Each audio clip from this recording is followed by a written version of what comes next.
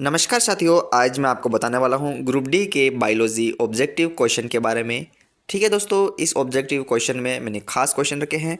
तो देखिए दोस्तों, किस तरह के मैंने क्वेश्चन बनाए हैं। पहला क्वेश्चन है हमारा, पादपों में भोजन निर्माण की प्रक्रिया क्या कहलाती है। तो दोस्तों, पादपों में भोजन निर्माण की प्रक्रिया है वो प्रकाश संश्लेषण कहलाती है।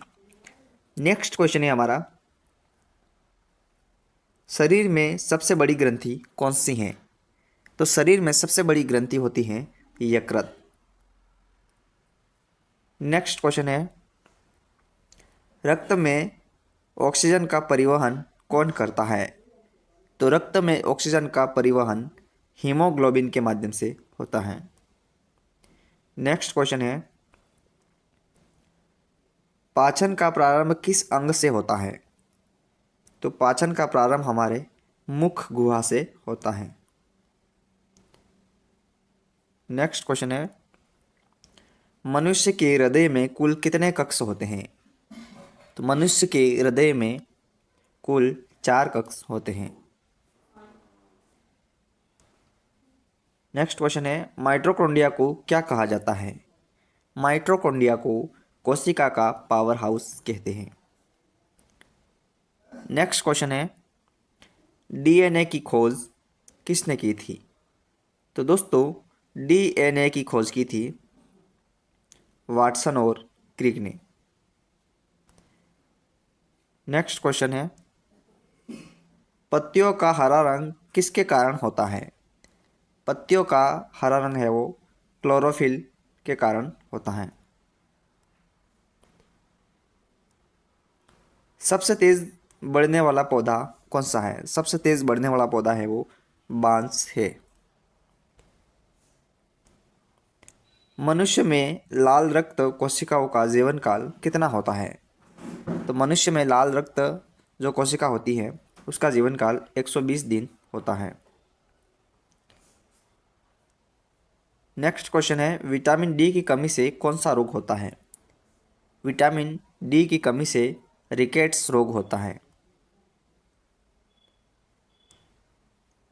एटीपी का पूर्ण रूप क्या है। एटीपी का पूर्ण रूप है एडेनोसिस ट्राइफॉस्फेट। नेक्स्ट हमारा क्वेश्चन है,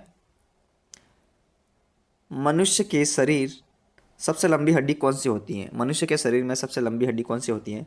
तो फीमर होती है। मस्तिष्क का भार शरीर के कुल भार का कितने प्रतिशत होता है। तो मस्तिष्क का भार है वो शरीर के कुल भार से लगभग 2% होता है। मनुष्य में रक्तचाप मापने का यंत्र क्या है। तो मनुष्य का रक्तचाप मापने का जो यंत्र है स्फिग्नोमीटर मैनोमीटर है। किस विटामिन को सूरज की रोशनी विटामिन कहा जाता है।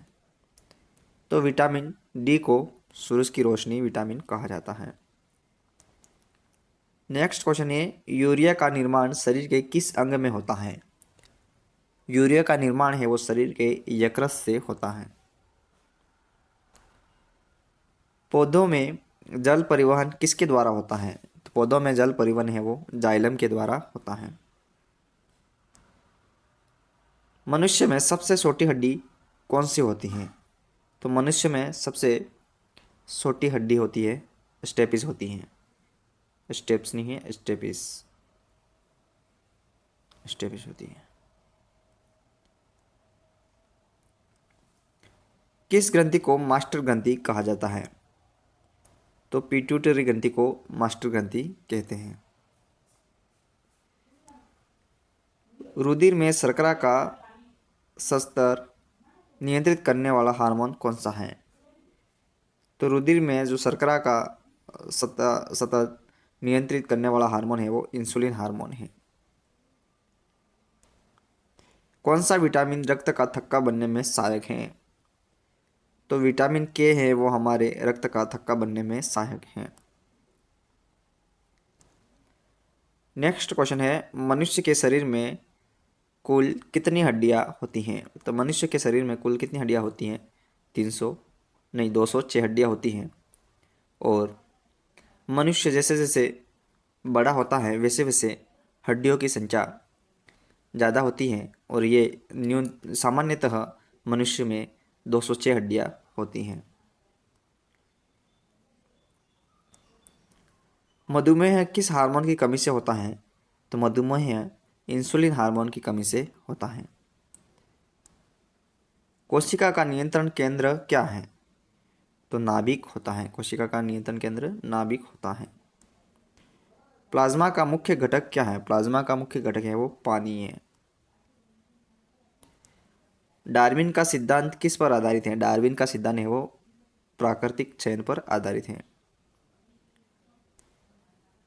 मनुष्य में सामान्यतः रक्तचाप कितना होता है? तो मनुष्य में जो सामान्यतः रक्तचाप होता है 120 या 80 mmHg होता है। शरीर की सबसे बड़ी कोशिका कौन सी है? तो शरीर की सबसे बड़ी कोशिका है वो अंडाणु को माना गया है। हमारा लास्ट क्वेश्चन है, पाचन के लिए आवश्यक एसिड कौन सा है? तो दोस्तों पाचन के लिए आवश्यक एसिड है वो HCl है। इसका नाम है हाइड्रोक्लोरिक एसिड है। ठीक है दोस्तों, जो पाचन के लिए आवश्यक है।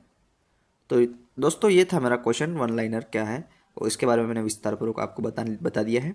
अभी तक मेरे चैनल को जिसने भी सब्सक्राइब नहीं किया है दोस्तों सब्सक्राइब कर दे प्लीज़, और अभी तक लाइक नहीं किया वो भी लाइक कर दे। मिलते हैं नेक्स्ट वीडियो में एक नई जानकारी के साथ। तो दोस्तों सब्सक्राइब करने से मेरा मनोबल बढ़ता है और फर्स्ट वीडियो आपको मिल सके। धन्यवाद।